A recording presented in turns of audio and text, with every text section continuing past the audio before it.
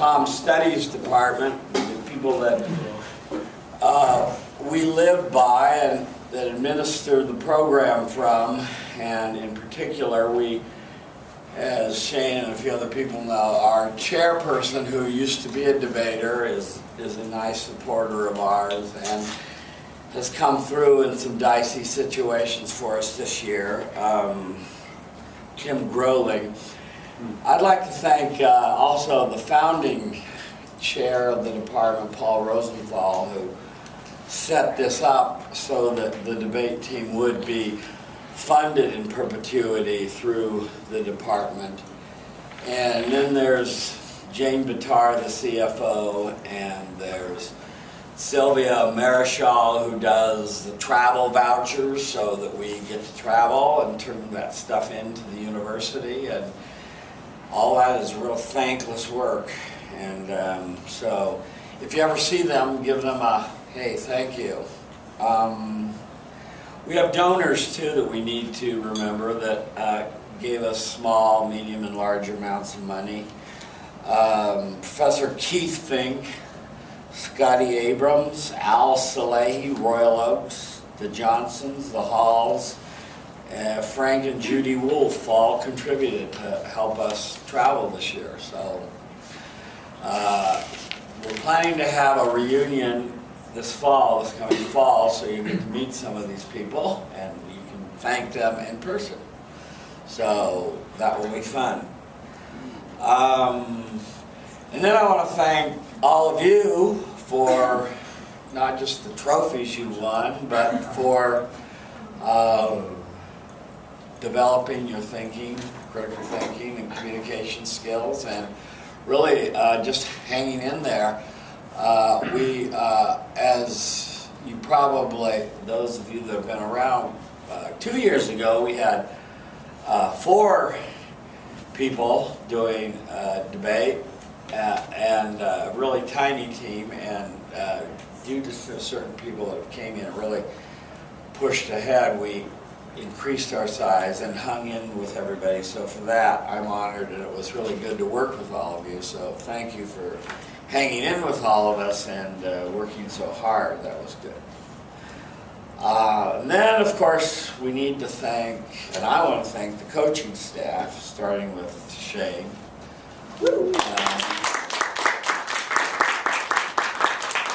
Who works for very little money and gives, 200% of his, heart and soul to this program. And I really appreciate that. And, I really know I can count on him. He's got my back. He's got everyone's best interest in mind. As you know, he drove hundreds of miles in his own car, schlepping us around. And he constructed that magnificent debate site that you see on Comm Studies that people can use to see lectures and debates and everything else. There's over 1,000 lectures and debates there. That was his doing. But he's really, he sets a model of a good coach and judge, because he's devoted to the students. And it's not just you that tell me that he's a good coach, but students from other schools say, Shane gives us good feedback. Sometimes I wish he wouldn't give them such good feedback, because they're getting better, but his heart's in the right place. But so are we. Yeah. We have more Shane feedback. Yeah, exactly. So thank you, Shane. And then our other assistant coach, Ian Greer, who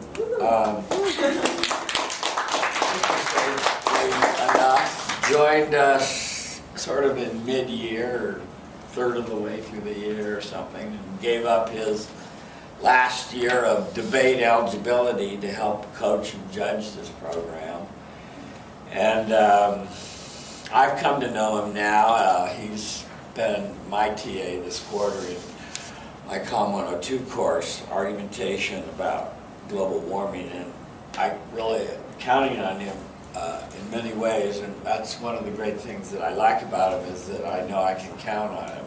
His word is his word, and he comes through.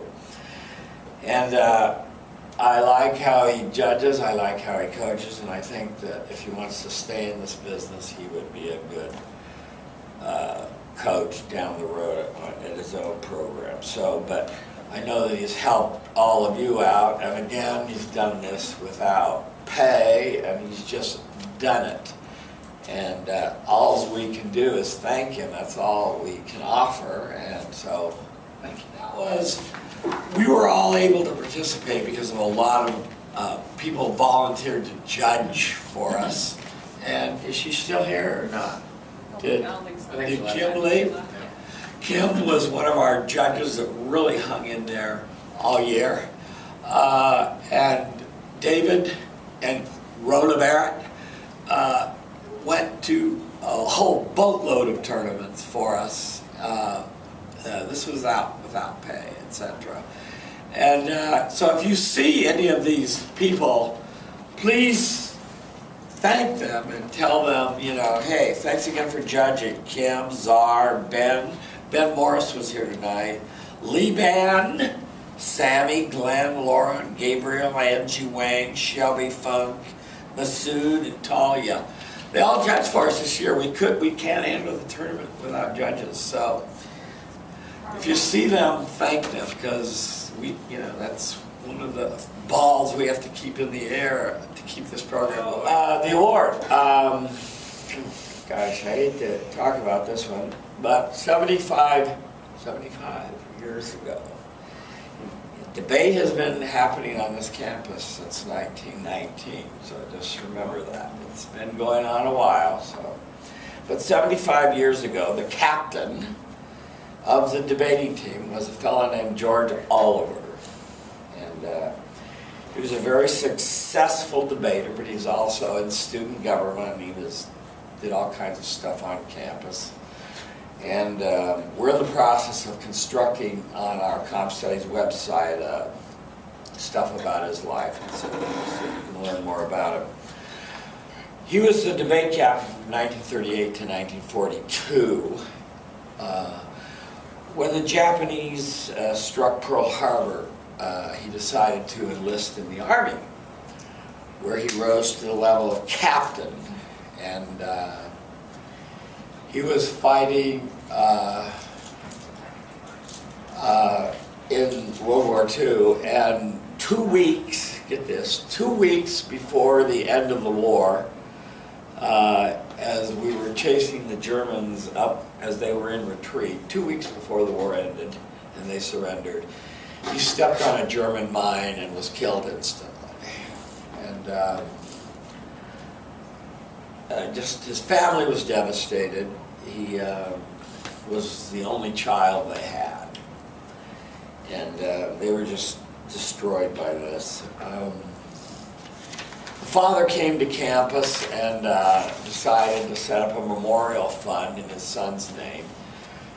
Set up a fund so that every year the debate team could have a small party at the end of the year and honor the captain, and to celebrate debate.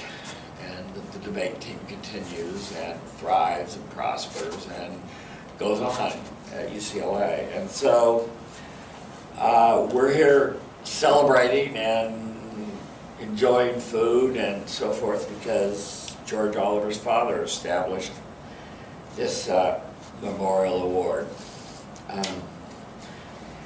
And I don't have all of the names in front of me, but many distinguished men and women have won this award over the years. It's a remarkable list of who's who have come through this program, that have gone on to do distinguished things in the world.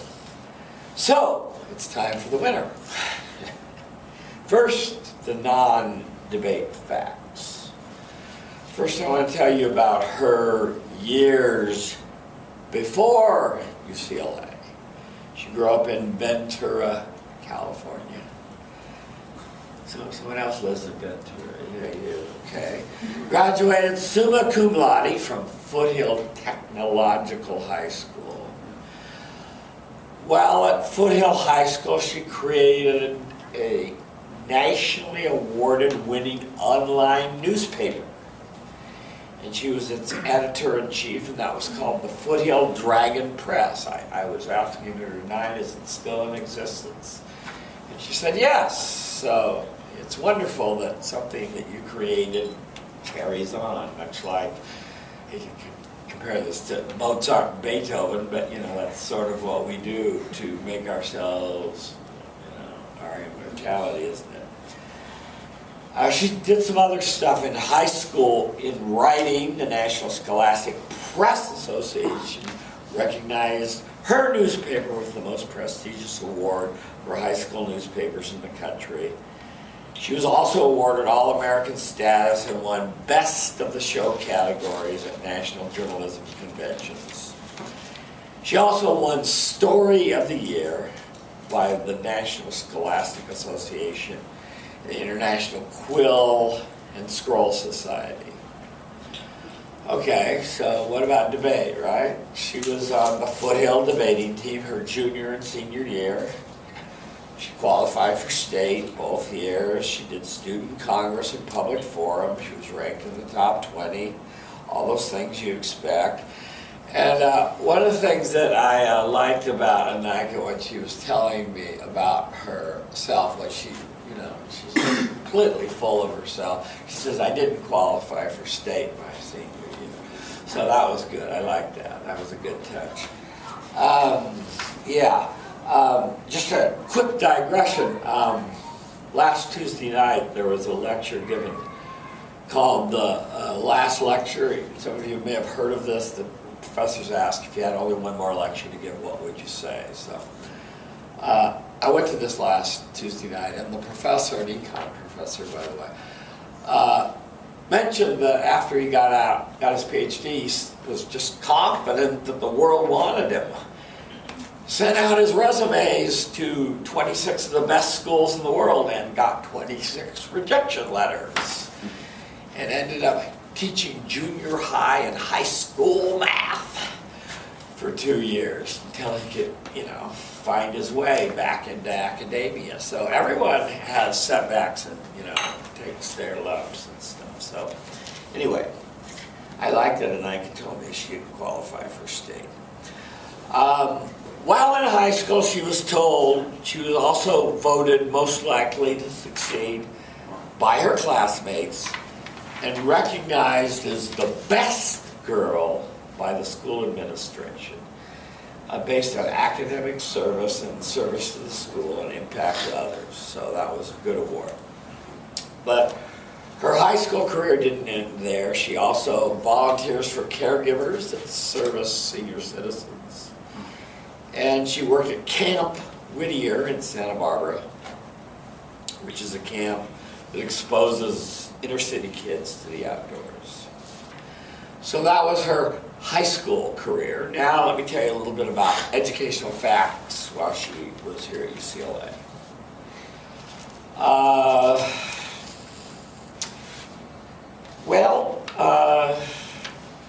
She's done a lot here at UCLA, and she's maintains a 3.6 GPA. She also doesn't just do the debate team, but also works at the School of Education in a job. She works their website.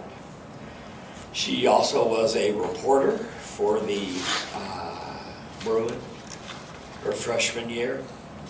So she's done some really good things while she was here as an undergraduate.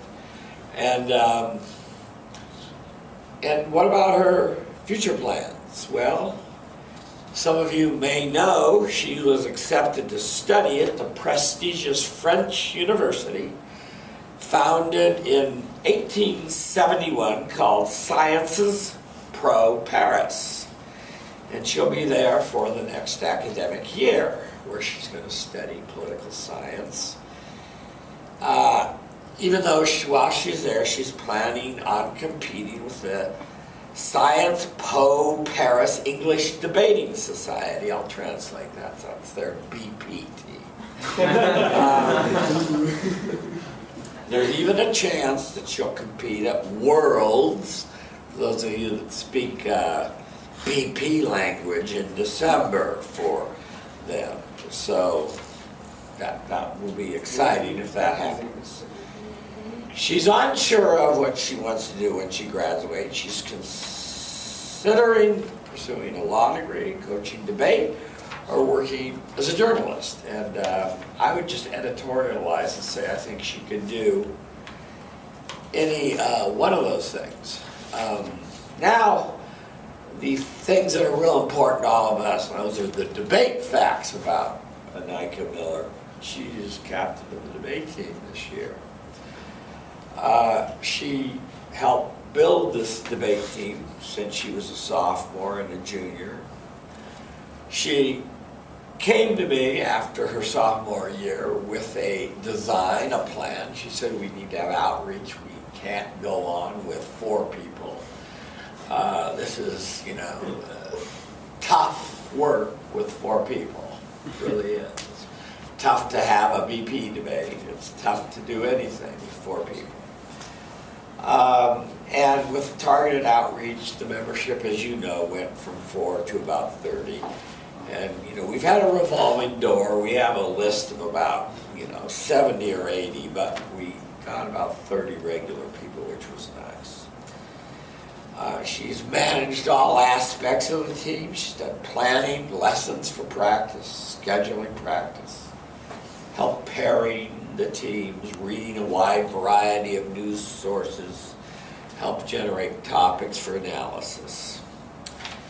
Okay, how'd she do as a competitor? She was 96th at BP Nationals, was a semi-finalist at SLO Regionals, played second at the California Swing, placed second at PSCFA Fall Champs, and was top speaker at Claremont, and the finalist of both Claremont and Loyola Marymount. She's an excellent speaker and an excellent debater. We're very proud of her.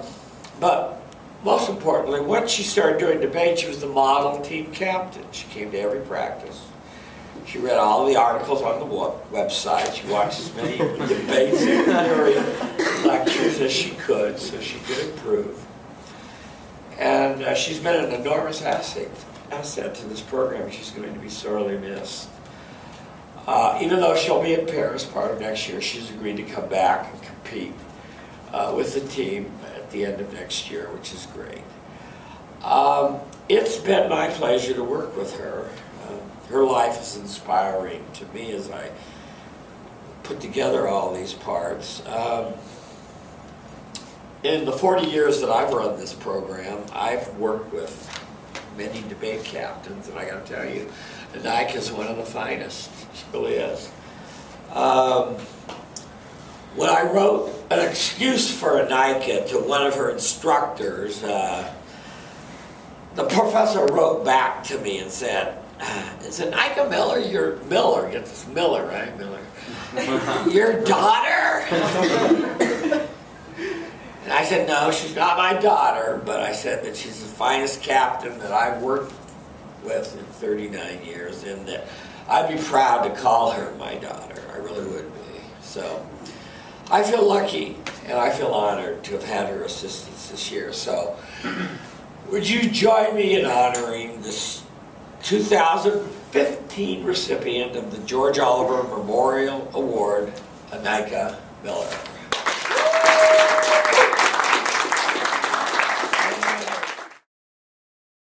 Things I've done.